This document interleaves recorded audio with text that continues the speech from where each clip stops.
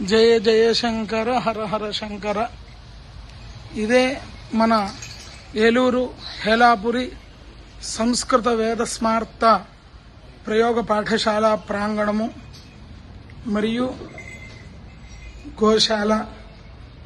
ఈ ప్రాంగణమునందు వేద విద్యార్థులు, స్మార్త విద్యార్థులు, అలాగే సంస్కృత విద్యార్థులు, బ్రహ్మశ్రీ వేదమూర్తులైనటువంటి మైలవరపు లక్ష్మీ నరసింహ శాస్త్రి గురువు గారిచే బోధన, పరీక్షా ఉత్తీర్ణత పత్రములు ఇత్యాది సత్కార్యములు ఇక్కడ జరుగుతున్నాయి.